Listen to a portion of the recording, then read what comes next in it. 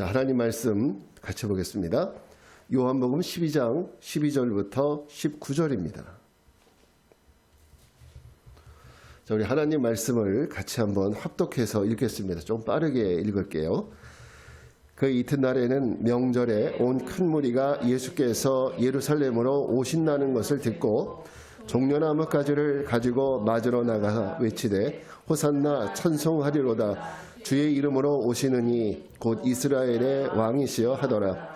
예수는 한 어린 나귀를 보고 타시니 이는 기록된 바 시온 따라 두려워하지 말라. 너의 왕이 나귀 새끼를 타고 오신다 함과 같더라. 제자들은 처음에 이 일을 깨닫지 못하였다가 예수께서 영광을 얻으신 후에야 이것이 예수께 대하여 기록된 것임과 사람들이 예수께 이같이 한 것임이 생각났더라. 나사로를 무덤에서 불러내어 죽은 자 가운데에서 살리실 때에 함께 있던 무리가 증언한지라. 이에 무리가 예수를 맞으면 이 표적 행하심을 들었습니다. 바리새인들이 서로 말하되 볼지어다 너희 하는 일이 쓸데없다. 보라 온 세상이 그를 따르는도다 하니라. 아멘. 자, 오늘은 요한복음 12장 12절부터 19절 말씀을 통해서 어떤 신뢰를 갖고 있습니까? 어떤 신뢰를 갖고 있습니까? 이런 제목으로 말씀을 전합니다. 자, 우리 주변에는요, 참 많은 동물들이 있어요.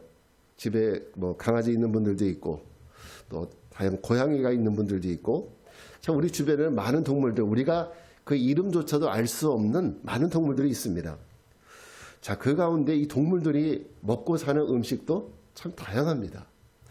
자, 사자나 호랑이 같은 이런 동물들은 주로 이제 육식 동물이죠. 그래서 이제 다른 동물들 잡아먹기도 합니다. 그리고 또 대표적으로 기린이나 토끼 같은 동물들은 같은 동물이지만 뭘 먹고 삽니까? 풀을 먹고 살아요. 그런가 하면은요, 또 어떤 동물들은 이슬만 먹고 사는 정말 그 순결한 것 같은 이런 동물들도 있습니다. 자, 저희 여러분은 무엇을 먹고 사십니까? 우리는 뭘 먹고 살죠? 사실 사람인 우리는 먹는 음식이 정말 다양해요. 한식, 중식, 양식, 그것뿐만 아니라 뭐 각 나라의 정말 고유한 전통 음식들 이런 거 찾아다니면서 많이 먹지 않습니까? 사실 요즘 저는 맛있는 한 김치찌개집을 발견을 했는데 2주 동안에 8번을 갈 정도로, 물론 이거는 자의반 타의반입니다. 어쨌든 그렇게 가기도 했습니다. 근데요, 우리가 지난 3월에 우리가 차기 대통령을 뽑는 대선이 있었지 않습니까? 그죠? 근데 6월 1일은 지방선거가 또 있습니다. 그분들을 생각하면서 우리가 앞에서 어떤 짐승은 육식을 하고 어떤 짐승은 초식을 하고 어떤 짐승은 뭐 이슬만 먹고 또 우리는 한식, 중식, 양식을 먹지만 또 어떤 사람 가운데는 대중들의 신뢰를 먹고 사는 사람들이 있다라는 것을 보게 됩니다. 자, 이 정치인들 어때요? 이분들은 대중들의 신뢰가 굉장히 중요하죠. 그들의 신뢰를 먹고 사는 사람들입니다. 그런가 하면 대중들의 인기를 먹고 사는 사람들도 있어요. 예를 들어서 연예인들이라든지 운동선수라든지 이런 분들은 대중들의 인기가 가장 중요하지 않습니까? 자, 그런 면에서 예수님은 어떨까? 예수님은 도대체 무엇을 좋아하실까? 예수님은 수많은 대중의 환호와 지지, 오늘 그것을 받는 것을 보게 돼요. 오늘 우리가 읽은 본문이 예수님의 군중들로부터 수많은 환호와 그 다음에 지지, 환영을 받는 이런 이야기입니다. 예수님의 공생의 3년차 마지막 일주일에 대한 얘기가 오늘 본문인데요. 우리는 지난 사순절 동안에 예수님의 이 땅에 오셨던 시대의 정치적 상황, 종교적 상황을 봤고요. 또 예수님의 공생의 1년차, 2년차, 3년차 이야기까지를 지난주에 봤습니다. 그래서 오늘은 종료주일이에요. 예수님의 마지막 일주일 가운데서 특별히 예수님이 예루살렘 성에 입성하시는 그 장면을 같이 나눠보려고 합니다. 오늘 우리가 읽은 본문은요, 예수님이 감람산 너머 벳바게에서 어린 나귀 새끼를 가져다가 그 위에 타시고 제자들이 감람산을 넘어서 예루살렘으로 들어오실 때, 그때의 모습입니다. 그때 수많은 무리들이 온 예루살렘과 유대를 떠들썩하게 만들었던 그분, 그 예수님이 오신다는 소식을 듣고요. 각자 손마다 종려나무가지를 꺾어서 막 흔들면서 호산나 호산나 주님을 환영하고 있습니다. 그 예수님은 지금 이 군중들의 지지를 받고 있는 거죠. 환영을 받고 있는 거죠. 저는 오늘 이 본문 가운데 이 많은 군중들이 예수님을 맞이했을 때 했었던 그 행위, 종려나무 가지를 흔들면서 예수님을 막 환호했었던 이 부분을 중심으로 말씀을 나누려고 해요. 자, 예수님을 환호했던 군중들은 손에 무엇인가를 들고 있었어요. 뭐라고 했죠? 종려나무가지. 그래요. 종려나무가지를 흔들면서 누구를 맞이한다는 것은요, 이것은 아무 때나 하는 일이 아니에요. 특별한 의미가 있습니다. 특별히 보통 이제 나라의 군인들이 전쟁을 하러 나가서 싸워서 승리했습니다. 그러면 아주 용감하게 의젓하게 개선 장군이 되어서 들어올 거 아니에요. 그럴 때 시민들은 종려나무까지 흔들면서 개선 장군과 같은 이 군인들을 환영합니다. 또 한 가지 상황은 왕이 올 때 그때 백성들은 손에 종려나무까지 흔들면서 그 왕을 막 환영합니다. 이것이 바로 종려나무까지를 흔들었던 두 가지 상황이에요.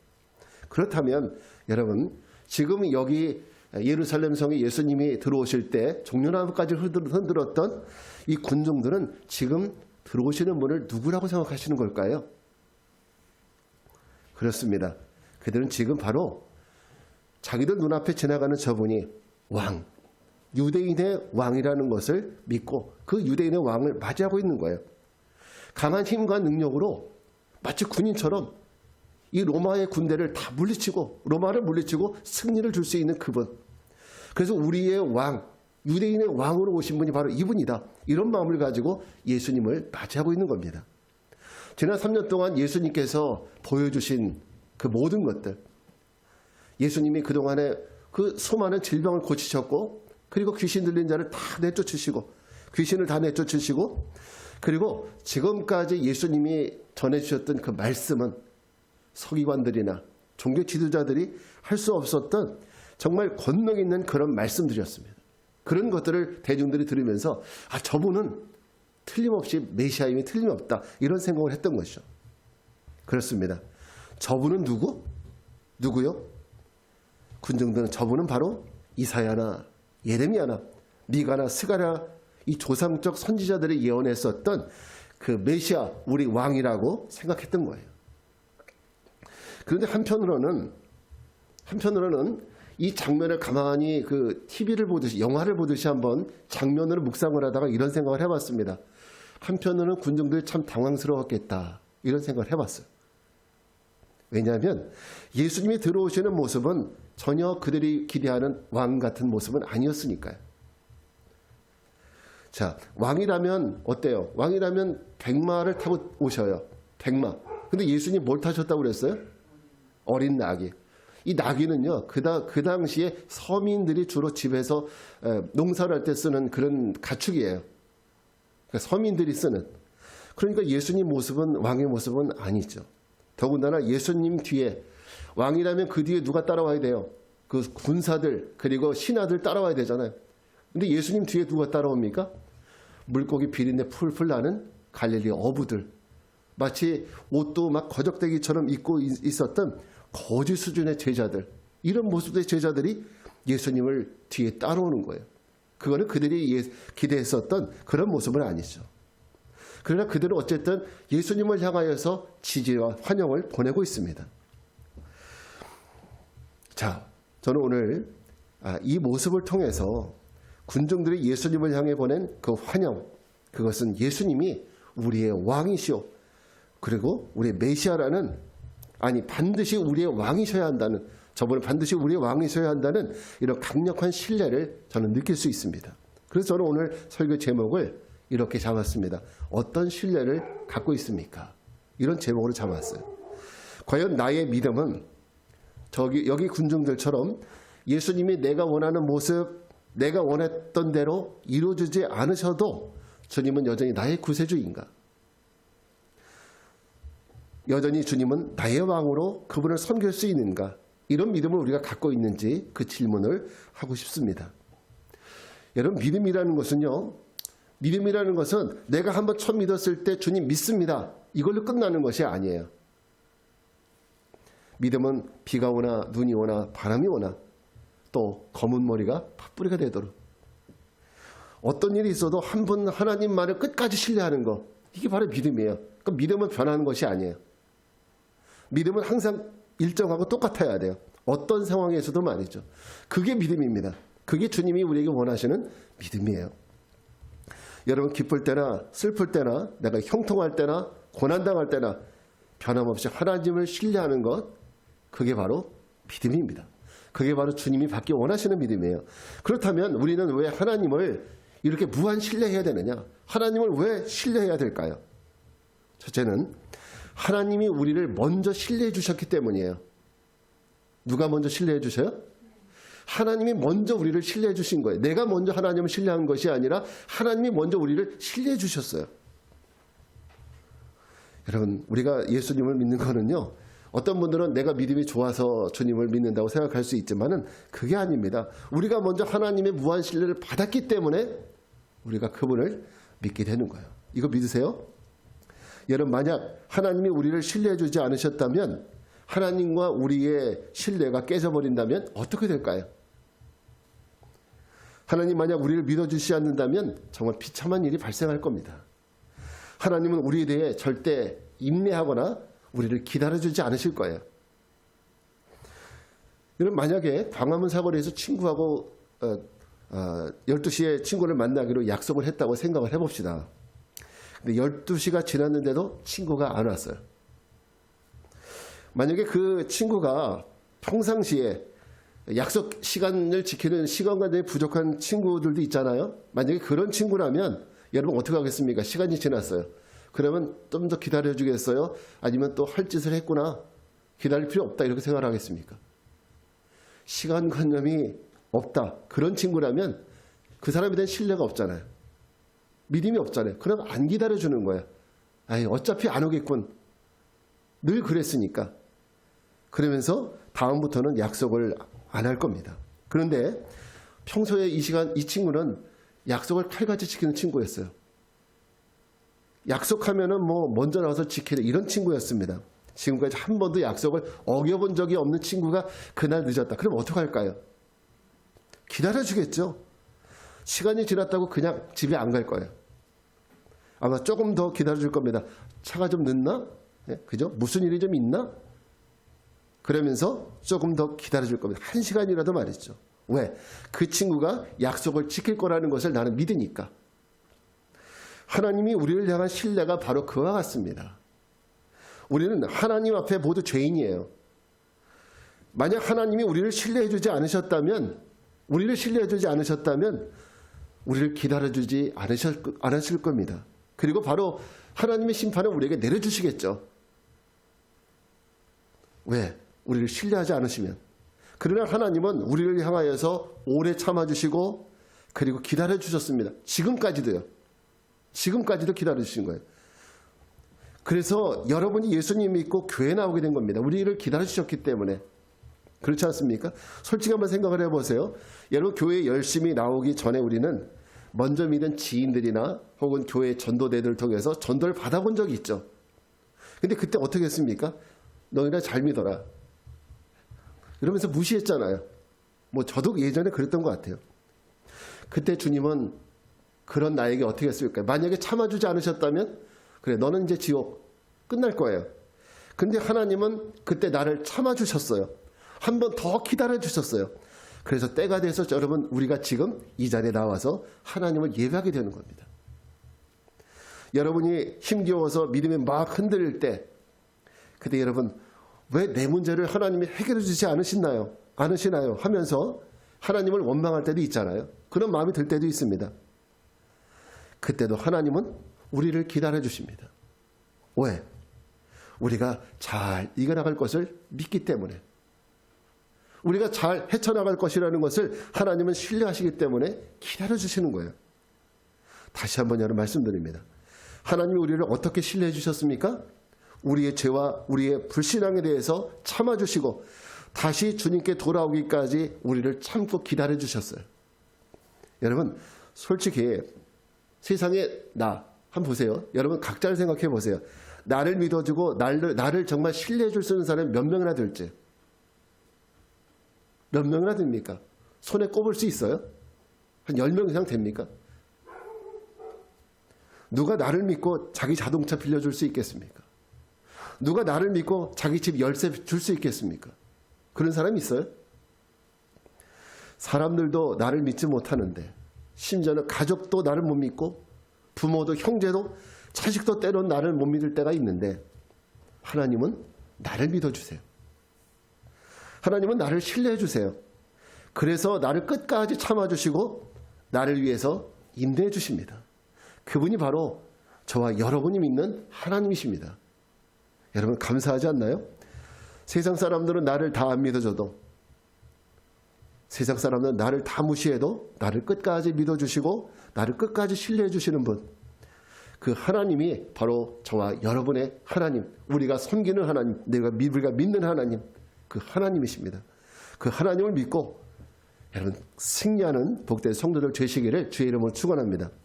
자, 두 번째, 우리가 왜 하나님을 향한 무한 신뢰를 해야 되느냐? 하나님을 향한 무한 신뢰가 바로 우리가 드릴 믿음이기 때문입니다. 그것이 바로 우리가 드릴 믿음이에요. 하나님이 먼저 우리를 사랑해 주셨잖아요. 우리를 먼저 신뢰해 주셨잖아요. 그죠? 하나님이 먼저 우리를 신뢰해 주셨기 때문에 참아주시고 기다려 주셨습니다. 자, 이런 하나님의 무한한 사랑을 알고 믿는 사람들이 하나님께 보여야 될 반응이 있다면 그게 뭘까요? 우리가 그분을 신뢰해 드리는 거예요.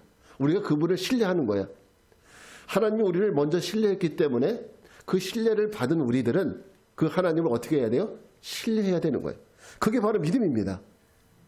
여러분 고기도 안 먹어본 사람은 잘 못 먹는다고 그러죠. 사랑도 안 받아본 사람은 사랑할 줄 몰라요. 우리가 하나님의 무한 신뢰, 우리가 하나님 무한 신뢰해야 되는 이유는 우리가 먼저 그분의 사랑을 힘입었기 때문입니다. 그분의 그 무한 신뢰를 우리가 힘입었기 때문이에요. 그래서 우리도 그 하나님을 무한 신뢰해야 되고 또 그렇게 할 수 있는 거예요. 그럼 우리가 도대체 무엇이간데 하나님은 이렇게 우리를 무한 신뢰해 줄까요? 도대체 내가 누군데? 내가 그분에게 어떤 존재인데 도대체 우리를 그렇게 무한 신뢰해 주실까요? 로마서 8장 15절부터 16절 말씀 읽겠습니다. 시작. 너희는 다시 무서워하는 종의 영을 받지 아니하고 양자의 영을 받았으므로 우리가 아빠 아버지라고 부르짖느니라. 성령이 친히 우리의 영과 더불어 우리가 하나님의 자녀인 것을 증언하시나니. 야, 답이 나왔습니다. 하나님이 왜 우리를 신뢰해 주시는지. 왜예요? 우리가 누구기 때문에? 하나님의 자녀이기 때문에. 그리고 하나님은 우리의 뭐예요? 아버지이기 때문에. 그러니까 신뢰해 주는 거예요. 우리가 하나님의 자녀이기 때문에, 하나님은 우리의 아버지이기 때문에 우리를 신뢰해 주십니다. 여러분, 자식들이, 내 자식이 아무리 못났어도 부모들은 자식의 말 어때요? 믿어줘요, 안 믿어줘요? 믿어주는 거예요. 얘가 능력이 있건 없건 그거 중요한 게 아니라 자식이니까 믿어주는 거예요. 자식이 하는 말, 자식의 꿈 믿어주는 거예요. 아무리 허무맹랑해도 내 자식이니까 믿어주고 신뢰해주는 거잖아요. 다른 이유가 있습니까? 얘가 뭐 능력이 얼마나 되나 그 능력치를 한번 검사해보고 믿나요? 아닙니다. 내 자녀니까 그냥 믿어주는 거예요. 그래서 아버지의 재산을 받아서 멀리 아버지를 떠나서 그 재산을 허랑방탕하게 다 탕진했었던 그 탕자를 기다리던 그 아버지 마음. 그 자식이 뭐가 예뻐요? 근데 아버지는 어때요? 그 자식 잊지 못하고 기다렸잖아요. 왜 그래요? 그 탕자가 내 아들이기 때문에, 내 자식이기 때문에 돌아올 것을 믿고 끝까지 인내하면서 기다려주잖아요. 그게 바로 아버지예요. 그것이 바로 우리를 향한 하나님의 신뢰였고, 그리고 그것이 바로 하나님이십니다. 여러분, 엄마와 계모의 차이가 무엇입니까? 엄마와 계모의 차이. 우리가 신데렐라라는 동화를 보면 다 내용을 아실 텐데, 계모는 신데렐라가 자기 딸이 아니기 때문에 어때요? 참아줍니까? 용서해 주나요? 계모가 신데렐라를? 안 그러죠. 자기 딸은 열심히 챙기고 뭐 하든 다 용서해주고 그러지만은 신데렐라는 용서 안 해줘요. 팍팍 대하잖아요. 왜? 내 딸이 아니니까. 물론 호적상으로는 법률상으로는 엄마가 되죠. 계모도. 그러나 진짜 내 딸이 아니기 때문에 용서를 안 해줘요. 하나님이 우리의 아버지시기 때문에 저와 여러분들의 죄에 대해서 죄에도 불구하고 하나님은 우리를 믿어주셔요. 우리가 돌아올 것을, 우리가 회개할 것을, 그리고 끝까지 기다리고 용서해 주시는 겁니다. 여러분, 자녀된 우리가 이런 무한 신뢰를 받았기 때문에, 하나님으로부터 무한 신뢰를 받았기 때문에 여러분, 우리도 우리 아버지 되신 그 하나님을 향하여서 뭐 해야 된다? 무한 신뢰를 보내드려야 한다. 무한 신뢰를 드려야 된다. 이게 뭡니까? 믿음입니다, 이것이.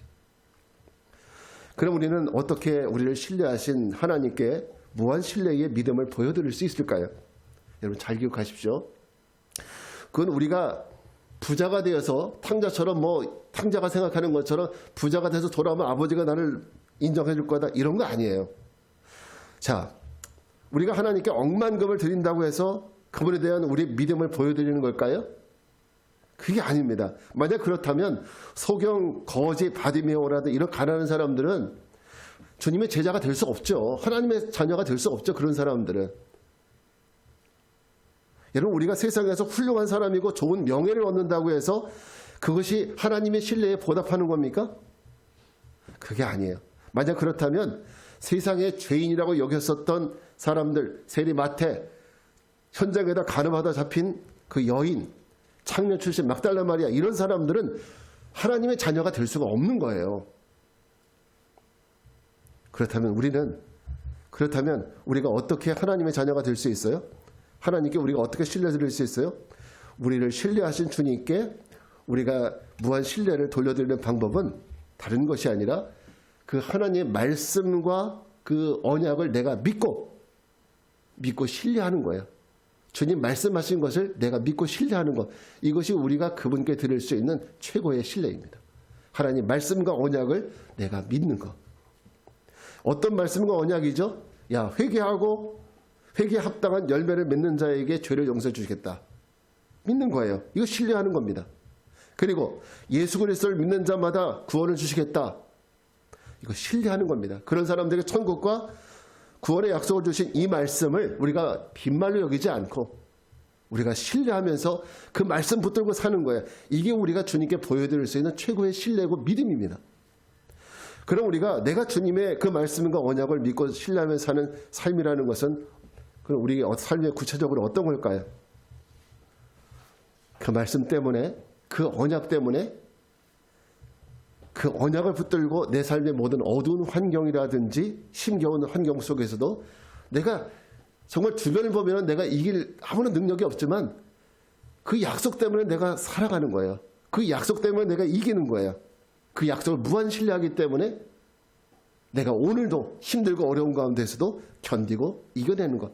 이게 바로 우리가 주님 앞에 보여드릴 수 있는 믿음의 모습입니다. 내 인생에 어떤 시험이 와도 그 마음에 어떤 불신앙이 들어와도 하나님이 주신 언약이 있으니까 그거 붙들면서 과감하게 그 유혹과 시험을 다 이기고 살아가는 것. 이게 바로 하나님의 그 약속과 믿음을, 우리 약속과 언약을 우리가 믿는 정말 우리가 주님께 드리는 최고의 신뢰의 삶입니다. 여러분, 주님이 여러분을 지금도 신뢰하고 계시다라는 것을 믿으십니까?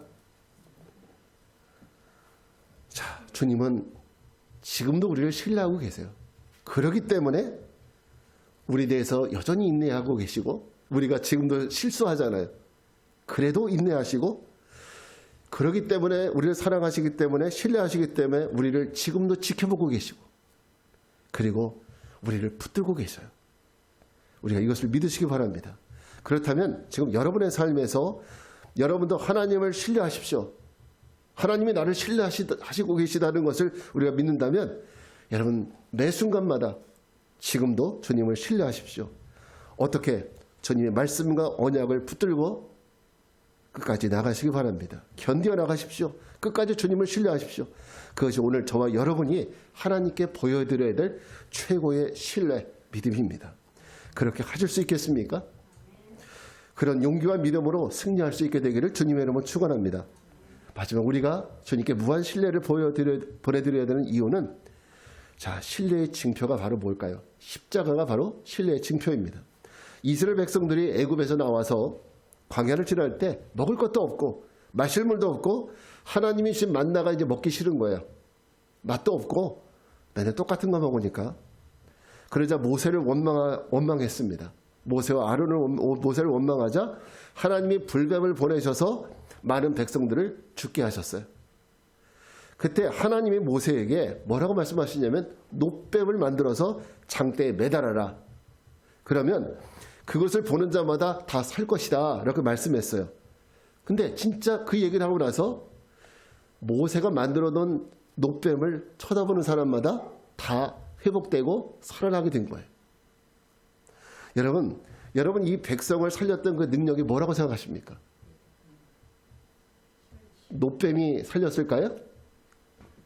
그 능력에 놋뱀이 능력이 있는 걸까요? 사실 어떻게 보면 우리 시골 가도 보통 그 솥대라는 것이 있죠. 뭐 새 그 모양 나무 깎아서 이렇게 세워놓는 거 있잖아요. 그걸 왜 넣는지 저는 아직도 이해가 잘 안 되는데 어쨌든 지금도 놋뱀을 만들어서 쳐다보면 구원받을 수 있을까요, 우리가? 아니에요. 아마 그렇게 믿는 사람은 없을 겁니다, 지금은. 옛날에는 그런 사람도 있을지 몰라도 지금은 성도들이 많이 똑똑해져서 그렇게 생각하는 사람은 없습니다. 구원의 능력은요, 놋뱀에 있는 것이 아니라 바로 하나님의 약속과 신뢰에 있습니다. 저 놋뱀을 쳐다보는 이마다 살 것이다. 구원받을 것이다. 라는 이 말씀, 약속, 이것을 신뢰하고 그것을 바라보는 자에게 하나님의 구원의 능력이 임했다는 겁니다. 구약의 그 장대에 매달린 놋뱀 사건이 신약에 또 있었는데 그것이 뭐냐? 그것이 바로 그대로 재현된 것이 예수님의 십자가예요. 자, 한번 볼까요? 요한복음 3장 16절. 시작. 하나님이 세상을 이처럼 사랑하사 독생자를 주셨으니 이는 그를 믿는 자마다 멸망하지 않고 영생을 얻게 하려 하심이라. 십자가가 바로 구약의 놋뱀과 같아요. 그런데 예수님은 누구든지 예수 그리스도를 믿는 자마다 멸망하지 않고 어떤 예수님? 십자가에 달리신 예수님.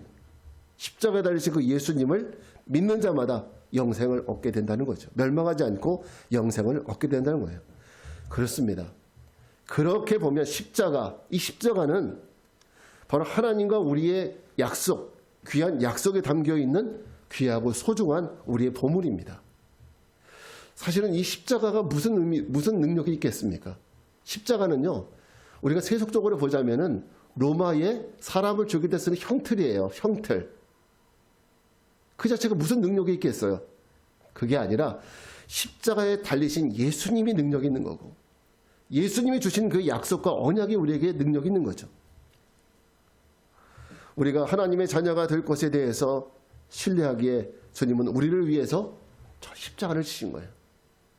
우리가 지금은 이렇게 죄 가운데 있다 할지라도 하나님의 자녀가 될 것에 대해서 분명히 믿고 신뢰하시겠고 기다려주고 인내하시기 때문에 우리를 위해서 뭘 주셔요? 십자가를 주셨습니다.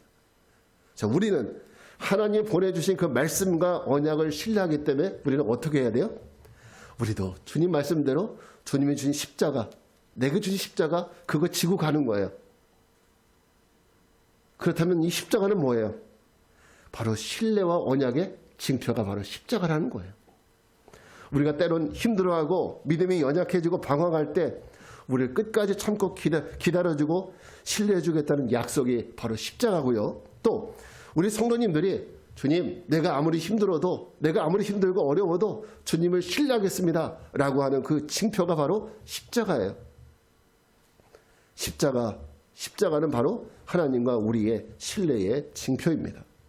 내가 너무 힘들어서 주님에 대한 신뢰가 또 내 믿음이 연약해질 때 주님이 나를 사랑하신다고 약속해 주신 그 징표, 그 십자가를 바라보십시오.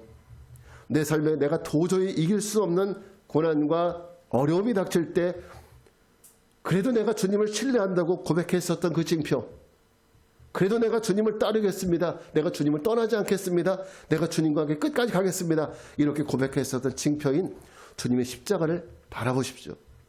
그리고 그 십자가에 담긴 말씀과 그 언약을 주시면서 우리를 신뢰하시는 그 하나님을 끝까지 묵상하시기 바랍니다.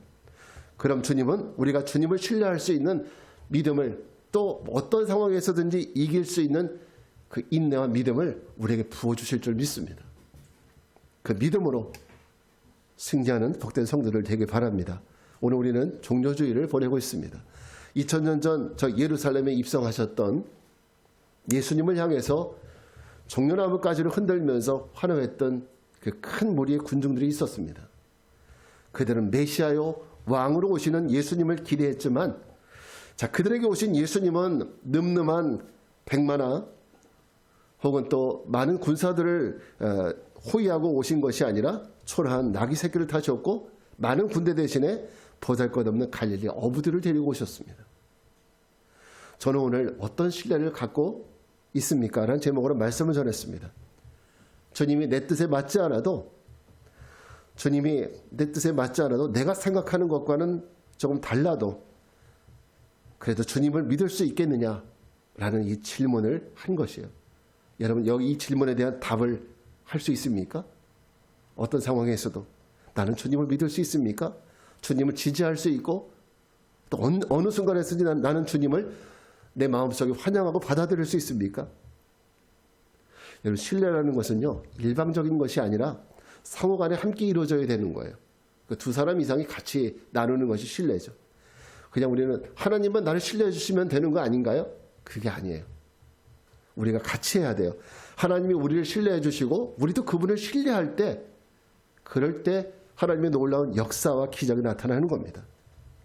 하나님이 우리를 신뢰하시고 계심을 우리가 분명히 믿는다면 우리는 그 어떤 문제 앞에서도 내 삶에 어떤 회의감이 든다고 할지라도 주님을 따라갈 수 있습니다. 주님을 온전히 신뢰함으로 그 믿음의 길을 걸어가는 저와 여러분이 되시기를 주님의 이름으로 축원합니다.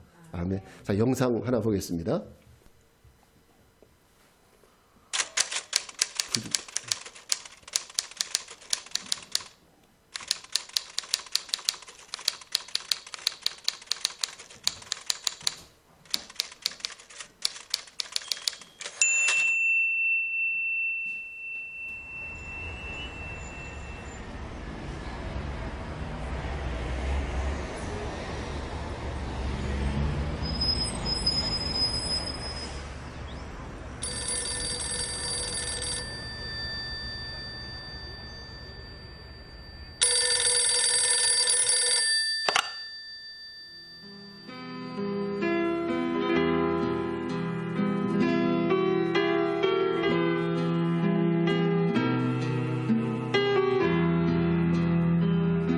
가면서 이제 동네 전화를 해가지고 그때는 이제 핸드폰이 없었을 때니까 저 연락을 해놓고는 북한에 그 성도들이 있다는 그분들 나오라고 그래서 점심을 같이 할 수 있도록 어레인지를 했습니다. 도착을 했습니다. 그리고 4명의 어른들이 나왔습니다. 제일 나이 많은 분이 79, 그냥 4명의 늙은이들이 나온 거예요. 제가 처음 질문이 뭐였느냐면 왜 나오시려고 그러세요? 요 말 한마디를 하는데 뜻밖의 그 노인이 찬송 한번 마음 놓고 부르고 싶어서 더 이야기할 게 없어서 알겠습니다. 제가 도와드리겠습니다. 언제 나오시겠어요? 그랬더니 빠를수록 좋소.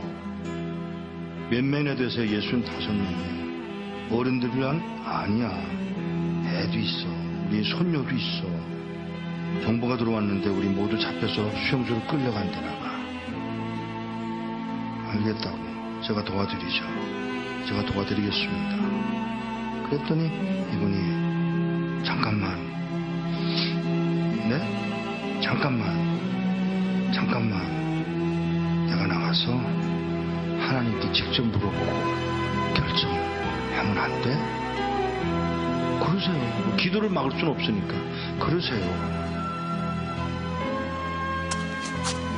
조벅조벅 걸어 나가신 분이 한 10분 만에 돌아오시는데 땅을 질질 끌고 들어오시더라고요.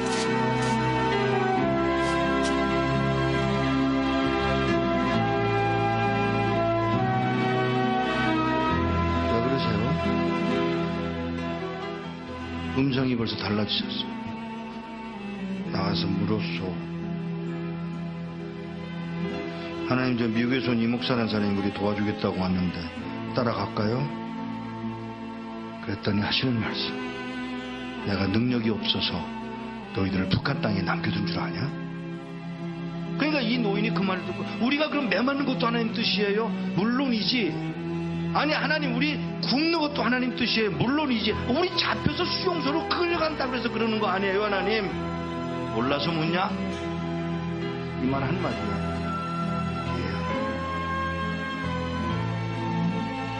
그리고는 저에게 그 얘기를 전해주고 헤어지기 전에 인사를 하려고 이렇게 끌어안으려고 그러는데 끌어안는 게 이게 익숙하지 않아요 이 사람들. 그래서 제가 무릎을 꿇고 이렇게 내려다보는데 그가 신고 온 신발에 구멍이 뚫려서 발가락이 이렇게 나와 있더라고요.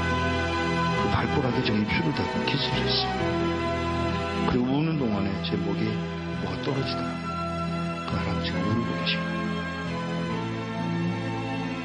일어나서 인사를 다시 하고 떠나면서 안녕히 계세요. 그랬더니 무슨 인사가 그러냐. 죄송합니다. 왜요?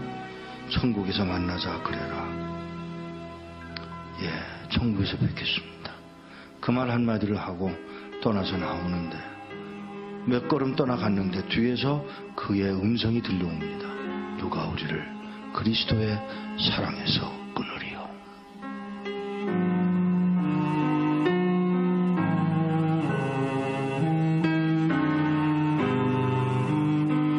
몇 년 후에 그곳을 다시 갔다가 저를 태워줬던 택시 운전수를 또 만났는데 그 운전수더러 나를 기억하겠어? 그러고 물어요. 그래서 잘 그랬더니 그때 몇 년 전에 와서 그 노인네들 만나지 않았어?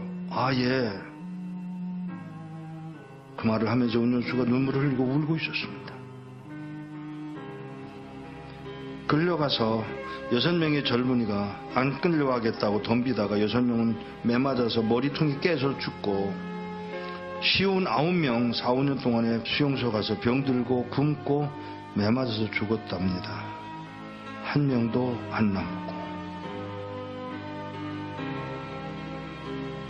이런 믿음을 지킨 사람들, 찬송 한번 마음 놓고 불러보고 싶다던 그 사람들을 우리는 과연 어떻게 해드려야 되는 것입니까?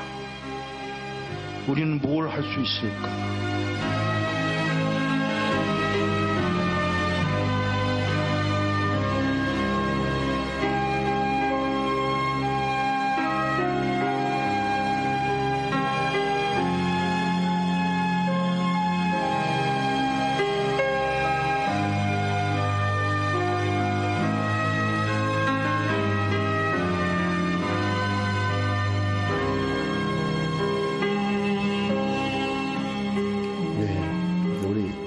찬양하겠습니다. 자리에서 일어나셔서 찬양하고 우리 기도하겠습니다.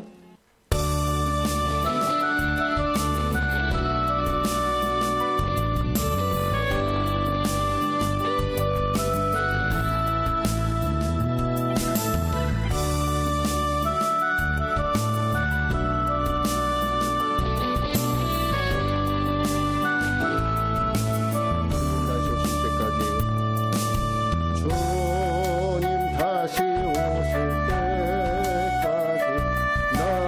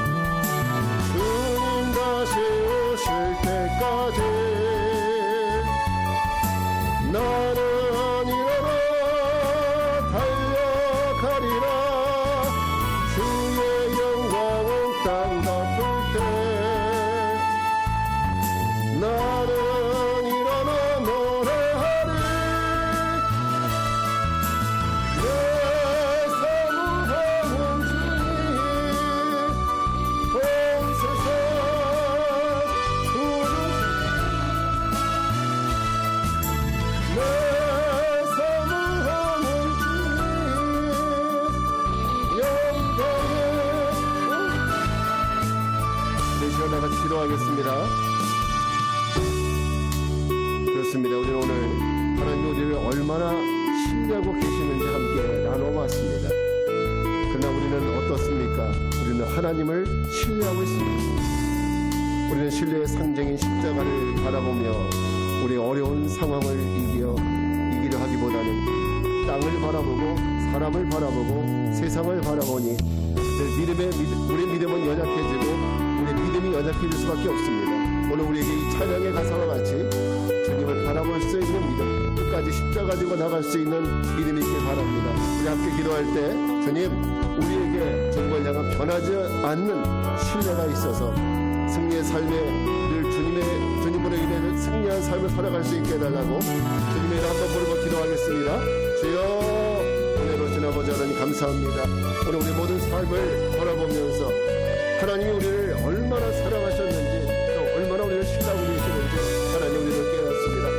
우리가 지금 고난당하는 이 순간에도 우리가 어려움 가운데 있는 그 순간에도 정말 우리가 지옥처럼 느껴지는 그런 상황 가운데 있다 할지라도 주님은 여전히 우리를 붙들고 계시고 여전히 우리와 함께 계심을 믿습니다. 하나님, 주님이 우리를 향한 깊은 신뢰와 인내를 믿사오니 주여, 오늘 우리가 하나님을 신뢰합니다. 이 모든 환경 속에서도 주님을 신뢰할 수 있는 믿음을 더해주시고 그래서 이기고 견디고 그리고 또 승리할 수 있는 은혜를 허락하여 주시옵소서. 그래서 우리 주님이 원하시는 정말 속된 신뢰를 보내드리는 저희 모두가 되게 하여 주시옵소서. 거룩하신 주님, 주님을 찬양합니다. 이제는 힘들다고 우리의 눈을 세상을 향해 보거나 저 땅을 바라보지 말게 하시고 하나님의 약속이 있는 신뢰의 징표인 십자가를 바라보며 주님과의 언약을 떠올리고 그 언약을 붙들리고 날마다 승리하는 믿음의 성도들 되게 하여 주옵소서. 지금은 성부, 성자, 성령 삼위일체 하나님의 은혜와 평강이 주님의 십자가를 바라보며 주님을 더욱 신뢰하며 살아가기를 결단하고 세상을 향해 나가는 모든 성도들 위해 이제로부터 영원까지 함께 하옵시기를 간절히 축원하옵나이다. 아멘.